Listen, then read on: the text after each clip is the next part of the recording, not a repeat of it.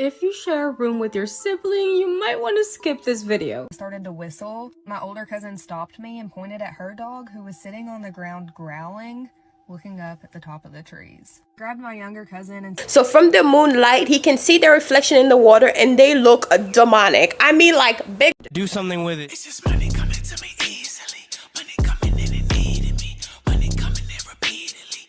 Money coming, it's just money coming. It's just money coming to me frequently. Money coming in to be with me. Money coming in secretly. Money coming, it's just money coming. It's just money coming to me always. Money coming in all day. Money coming in all paid. Money coming, it's just money coming. It's just money coming to me frequently. Money coming in to be with me. Hey y'all, welcome back to All Things Jenny. I'm Jenny and we're back with some more spooky story time. And I died in another timeline. My mom and I were on the highway driving home, and there was a semi-truck in the lane next to us. Suddenly, the semi swerved into our lane. Luckily, my mom was able to get out of the way before it hit us, but soon after, I began feeling strange. The entire right side of my face felt hot and sticky. I tasted blood and smelled the very pungent scent of gasoline. Then my head and right arm started to ache really bad, and I couldn't feel my lungs. Just as soon as the pain started to worsen, it went away, replaced with a cold, eerie chill. I told my mom about this and she couldn't come up with an explanation. I think I was feeling the pain in another timeline where my mom wasn't able to avoid that semi-truck. If you share a room with your sibling, you might want to skip this video. When I was growing up, one of my best friends told me about a very creepy situation involving him and his younger brother and a man in the window. When my friend and his little brother were younger, they shared a bedroom. They're some years apart, but his younger brother was born with a multitude of different health issues, including multiple sclerosis, and he's confined to a wheelchair and cannot care for himself. So, to keep an eye on him overnight when his parents could not, they shared a bedroom. One night, my friend randomly woke up for no particular reason and happened to glance over at his younger brother, but noticed something very startling. A strange silhouette of a man wearing a top hat looking in through the window behind his little brother's crib. The first thing my friend did was jump up and turn the lights on, then ran into his parents' room to tell them what he saw. When his parents came back into the room to investigate, his younger brother was having a seizure in his crib. A few of his family members say it was his younger brother's guardian angel standing in the window that night. My friend believes it was death.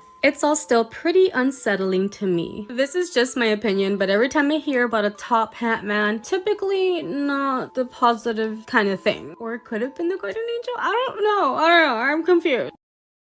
小红书 Tell me a scary story. I'll go first. For starters, I live in the Appalachian Mountains. Our dogs used to run off all the time. One day, me and my younger cousin got off of the bus and we noticed that the dogs were nowhere to be found. We lived surrounded completely by forest. Them not being there wasn't unusual, so we decided just to go off and look for them in the woods, which is something we did pretty often, so we weren't scared. Me and my cousin started walking through the woods, calling for the dogs, and I had the stupid idea to start whistling. We heard what sounded like our dog barking coming from deeper in the woods, so we started walking towards the sound. But the deeper we were walking in the woods towards the sound, started getting this really bad feeling in my gut that we needed to turn around. I told my cousin how I was feeling, and he told me that he was sure that that was our dogs barking. We decided to keep walking, and then we heard a whistle coming from the direction that the dog's barking was coming from. When I was whistling, I wasn't doing like a normal whistle, I was doing this weird whistle, and this sounded just like the weird whistle I had just done. Almost like whatever it was copying me.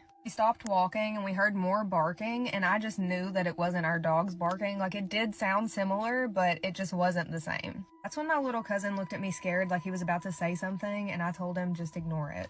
I grabbed his hand and we started to calmly walk back home. I didn't say anything, but the entire time we were walking, it sounded like something was walking back behind us. We kept making the walk back home. It took us another like 15 minutes to make it. When we finally did make it back home, we were trying to convince ourselves that it had actually just been our dogs. About 5 minutes later, our older cousin showed up and we told her what had happened, and she said that we still needed to go find the dogs. So she grabbed her dog who can track their scents, and we headed back into the woods. We started calling their names like we had done before, and I started to whistle. My older cousin stopped me and pointed at her dog who was sitting on the ground growling, looking up at the top of the trees. Grabbed my younger cousin and said we should leave. My older cousin told us no, the dogs could be hurt, so we needed to keep looking for them. After a little convincing, we started walking deeper, but not in the direction that the dog was growling at, just like in the opposite direction. We were walking maybe for 5 or 6 more minutes when we heard what sounded like my mom calling for us, saying she had found the dogs. My mom was in Texas at the time, and she wouldn't be home for 2 more days. We decided to leave.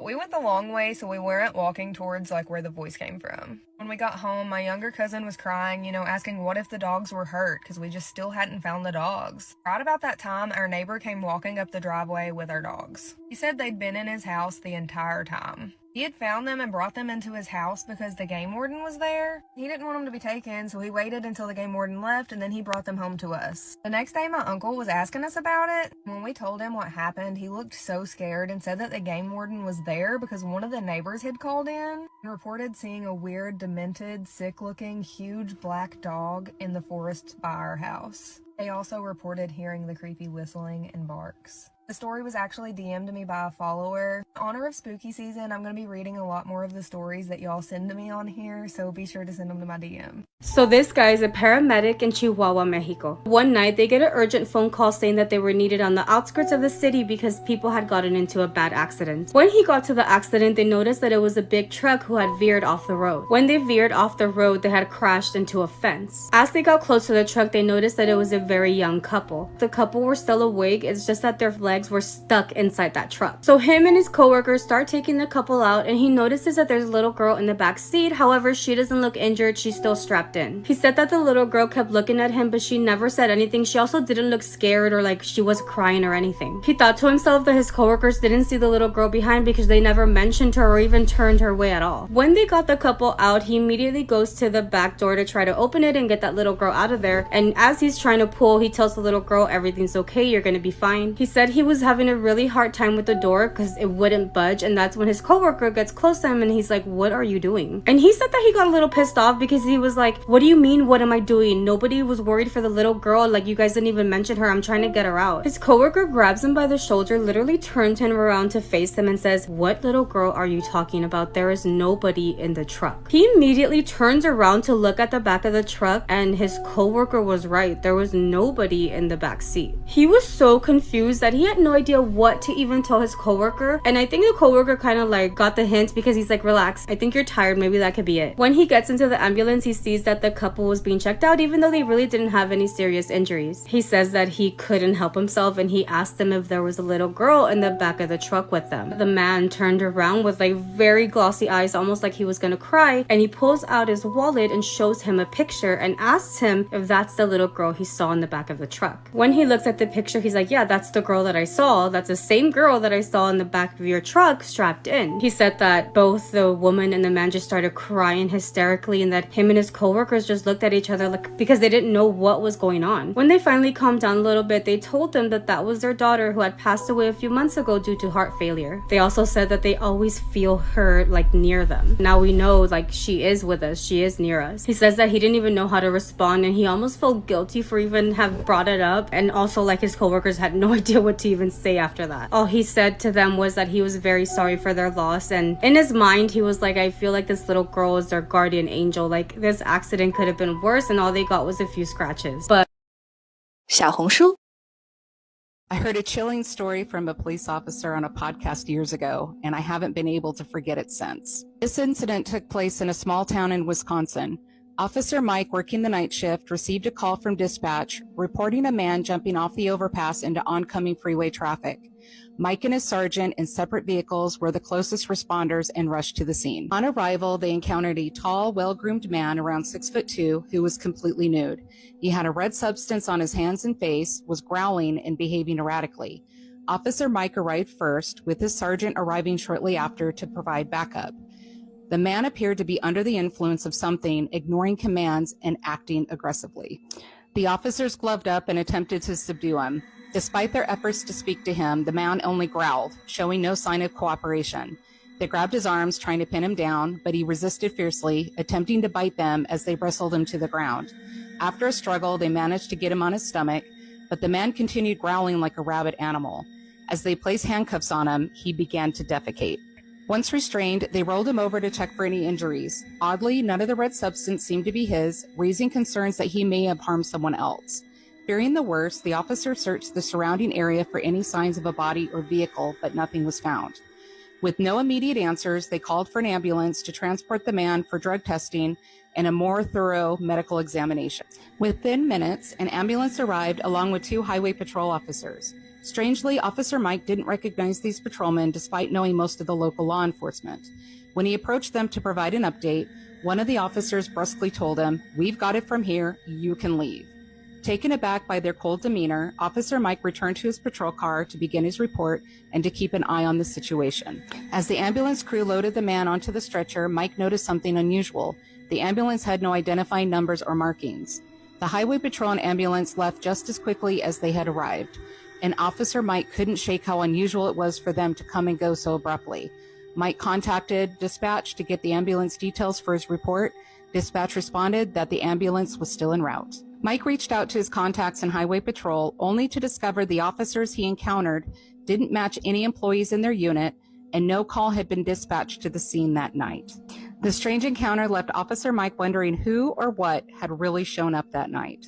I'd love to hear and share your spooky stories. Drop a comment below, give this a like, and share if you want to hear more spooky stories. Bye, y'all. Night shift workers, what are some creepy things you've experienced in the middle of the night? This isn't fair because I work night shift in a psych facility. Basically, I've seen a lot of things working at night, from people coming in high and psychotic to people huddling naked in the corner of a room whispering. Scariest thing I have ever seen was a patient coming out to the nurse's station and saying someone is outside of their window looking in. From admission, they had been experiencing pretty strong hallucinations, so we assumed this was another one. To provide some ease, we went into the room to verify that there was no one there, and provide them some relief and comfort. We have removable draw curtains in rooms and they were shut. We walked up to it and asked if it was this window. Patients told us that it was. Drew it open and had quite possibly the biggest scare of my life. There was somebody there, wide-eyed and staring right back at us through the window. He ran off and we saw him, and we ended up calling the police as well as security. They never found the guy and we never saw him again. Still creeps me out to this day.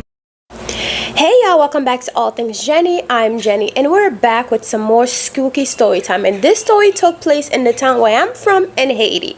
So there's a guy named Pierre. So Pierre was married to a young lady named Claudette. So Claudette was very beautiful. Everybody in the town knew her. She was very helpful. Actually, she would actually cook food.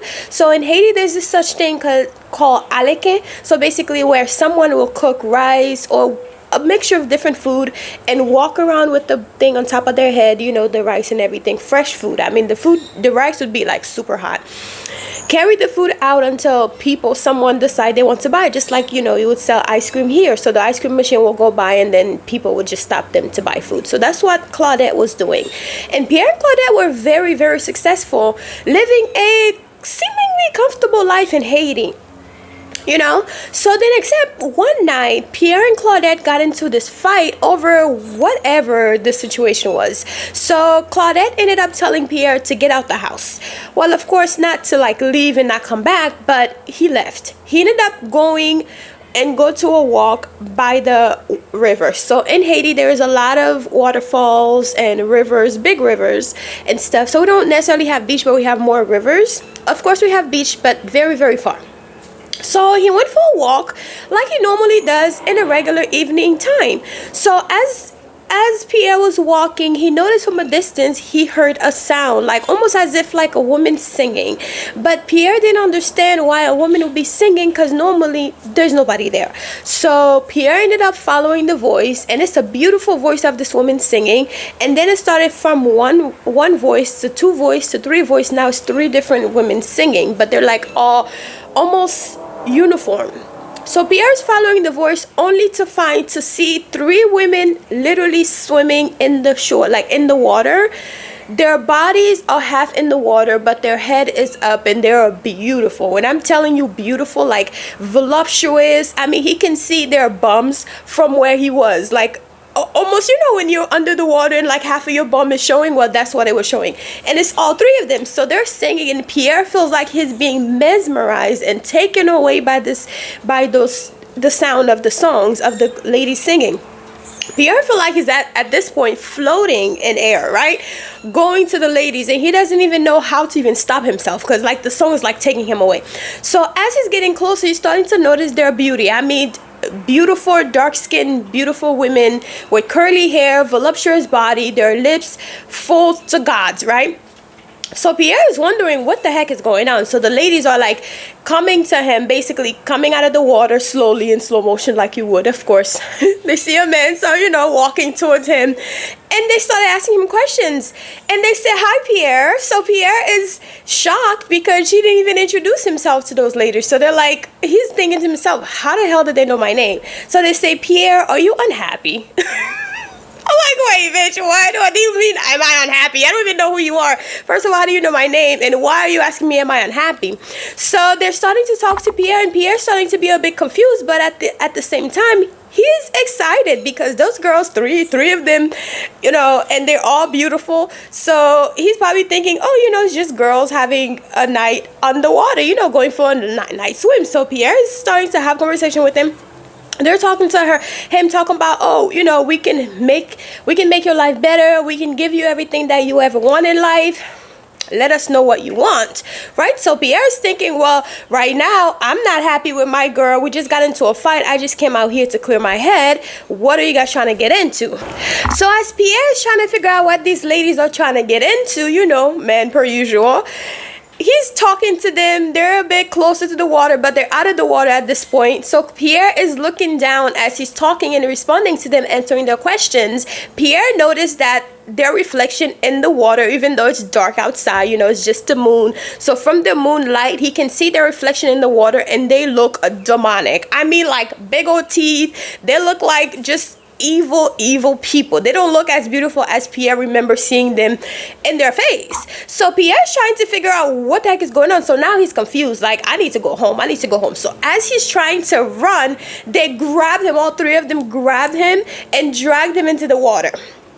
So next morning comes, Pierre's wife is not seeing him. She don't understand why he's not coming back, because normally they have regular fights all the time, but this time Claudine is trying to figure out why is he not back. So weeks go on, months go on. Claudine's just decided, okay, well, maybe he actually decided to leave me this time. So Claudine would just went about her day and decided to continue her life, and the entire town starts questioning things.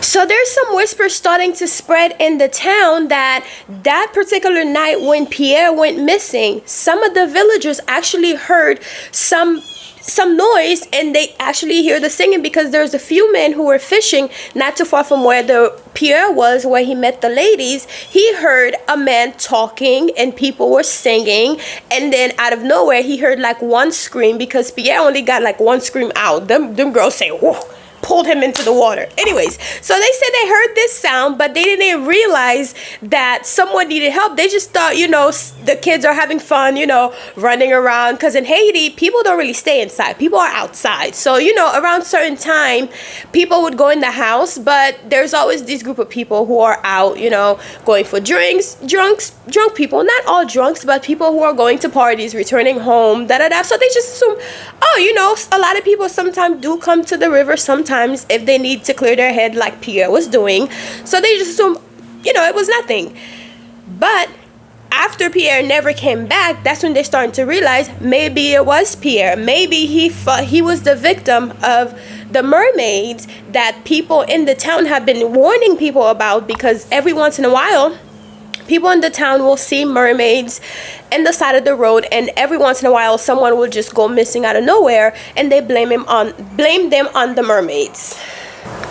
Other people in the village actually have even said that they have spotted the mermaids, sometimes even outside of the water, going into the village and meeting people, going to the bars, going to restaurants, you know, dressed as beautiful women, beautiful Haitian women with beautiful attires, dresses, and everything, just like, you know, the first video I shared with you guys with the whole La Jablesse situation. They would dress up and they would go out there and meet unfaithful man who is willing to follow them into a wood or follow them into like the shore or to the lake because they're thinking, oh wow, I'm going to get lucky by the water, and all of a sudden they follow them, and next you know they never go back to their family. So that's what a lot of people from the village were saying could have possibly happened to Pierre. Maybe he met one at a bar somewhere, decided since he was arguing with his wife, he ended up following her and she took him away.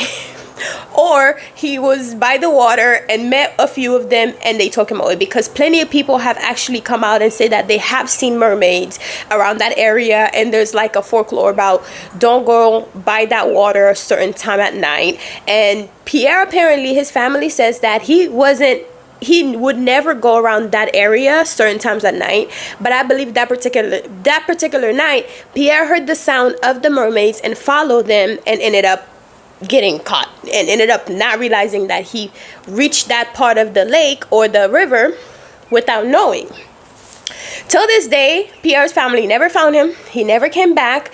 So, I mean, I don't even live in the town anymore, so I don't know what happened to him, if he ever returned, because it is told that mermaids will return your family members back to you depending on whether or not you give offerings and appease the mermaids and da-da-da.